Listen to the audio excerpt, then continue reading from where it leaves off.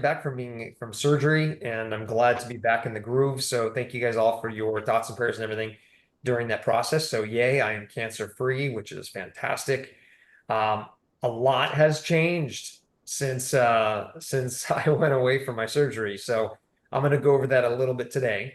I'm going to go ahead and start sharing my desktop. Bear with me one moment, and then we'll jump right into the presentation.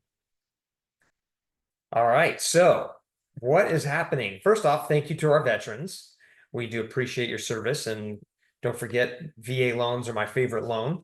So thank you for your service, and happy Veterans Day. So like I normally do, I like jokes, right? So here's the joke of the day. Why are there no knock-knock jokes about the American military? And the answer is, if I can get this to work, because freedom rings. There you go. Um, so October. Yes, it was a scary October. I had surgery. Rates went from close to 6% to above 7%. So it wasn't a very good October. There was a lot of factors going on, but we had a lot of other changes too. So I'm going to kind of go over those in detail here. First off, the jobs numbers for October, and I'm going to go over this in more detail, was only 12,000 new jobs. So that's really bad. It's not normal. So I'll dissect that in a little bit. But there's also an announcement that now Fannie Mae and Freddie Mac have enough data on the values of properties that they are now giving appraisal waivers with as little as 10% down. So before you weren't eligible for an appraisal waiver unless you did 20% down. So now there's appraisal waivers with just 10% down. So that was a nice little change that happened during my time in rehab. And then we already heard this again, but the higher conventional loan limits are now 802,650. FHA is going to bring out theirs pretty soon here as well for the new year. The Feds did cut the Fed funds rate by a quarter again last week. So mortgage rates didn't really change much, a little bit, but not much. And you all know the big change is we have a new president-elect, and that kind of made some changes in the markets. And the bond market is slightly better. The stock market and crypto are way up this last couple of days. And then we have, as far as the trend for mortgage rates, I'm going to go over this in a little bit more detail, but I don't believe we're going to see a real meaningful drop in interest rates until January or February. We may get some surprises that could bring it down between now and then, but I'm going to tell you why I think that in just a second here. So this is the inflation numbers. And remember, guys, inflation is the number one piece that drives interest rates. So if you look at these numbers here, these are the replacement numbers. These are the numbers that we're going to be replacing. So if you look at in January of 2024, this January of 2025, we're going to be replacing a very high number with a lower number. So remember, inflation is an average of the last 12 months. But look at how low last year the inflation was for October and November and December. It was 0.13% for that month. That's incredibly low. So we're going to be replacing that really low number with a higher number. So the average is actually going to go up for the next 2 to 3 months. So inflation, it's going to go up on the average, but overall, we know it is coming down. And when I say inflation is coming down, the rate at which prices are going up is slower. But look at January, it's 0.498. So we're most likely going to be in the 0.1 to 0.2 range. So January, we're going to see a meaningful drop in the actual inflation numbers, which should drive mortgage rates downward. And then if you keep looking through to 2024, February, we're at 0.23, then it was high again in March. So we're going to start seeing the The meaningful impact to mortgage rates really have a double impact. The Fed funds rate being cut does overall impact the economy, and it changes things, and does put pressure on mortgage rates to come down if everything else aligns. And with inflation numbers coming down in January and February, and with jobs numbers being weak, we should see lower rates here January, February. So there you go. So here's the jobs numbers. So the BLS jobs numbers was $12,000. They estimated it to be 113,000. Now they also did some revisions. So they looked back, and this was October. They looked back at September, and September they announced there was 254,000 new jobs. Well, they were wrong, as they always are. So they revised it down 31,000. And then in August, they said there was 159,000 new jobs. Well, they were wrong again. They overstated it by 81,000.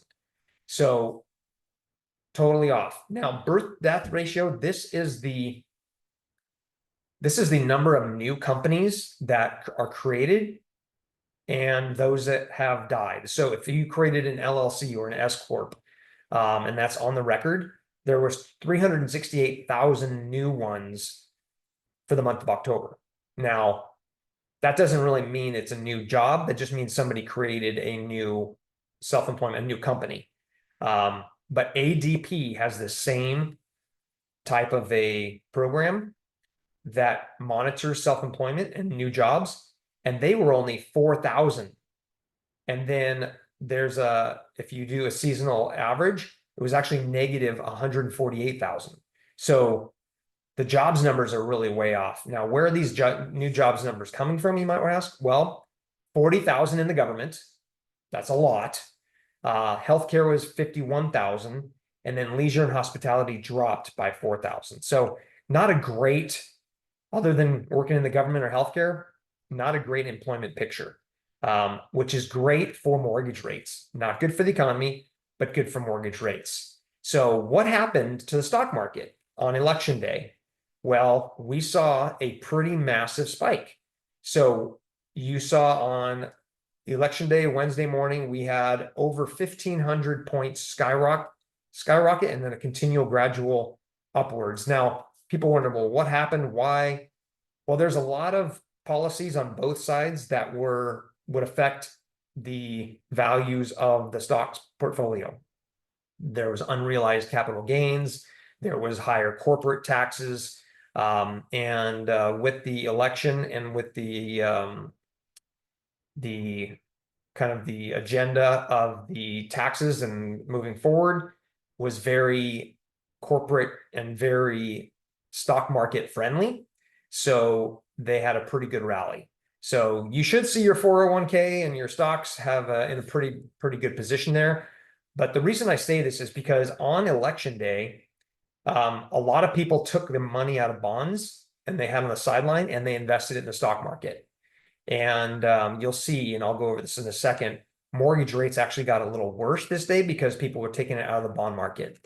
So if you look at this candlestick chart showing what mortgage-backed securities did on the 6th, Wednesday the 6th, we saw this red candlestick go all the way down here, got hammered, and then the next day we recovered all of it and then continued to go higher on the mortgage-backed securities the following day, which was the last Friday. So we are seeing mortgage bonds improve, which means mortgage rates go down. And then let's look at the 10-year. So look at this, guys. Since September, every day rates got worse and worse and worse and worse, higher on the 10-year. And then election day, it dropped a couple, and now we're below this Fibonacci level, and we're hanging out there. So hopefully it'll stay lower, and we'll continue to see rates improve. So now I looked back at the last update I did in October, and we were at 6.3 on the rate. Now we're at 6.92. We were above 7, but this last week we saw a little bit of an improvement. So rates are in the high 6s. You can get them lower if you pay points, but they are on a standard traditional 30-year fixed. They are in the high 6s and the low 7s, depending on your credit score. So not terrible, but I think we're going to start to see them really have some meaningful drops come January and February. Don't forget about our $5,000 guarantee on our pre-approvals, and meaning that once you're pre-approved with us, the sellers get a $5,000 guarantee that the buyer will perform. So that's the update today. I'm so glad to be back. And does anyone have any questions with anything? Anything regarding the markets, anything regarding why I was out? But everything's looking positive at this point, and I just thank you guys for all your support. Any questions? All right, I'm going to go ahead and send this out so that everyone has it. You can reference it later. And if you guys need anything, feel free to reach out anytime, and we will talk to you all soon. Welcome back, and thank you for the update. Thank you, Debbie. And I'm going to call you in a little bit on your customer. Okay, great. Thank you. Got it. We'll talk to you very soon. All right, bye-bye. Thanks, Debbie. All right, guys, have a phenomenal day. Thanks, Sean. All right, we'll see you guys.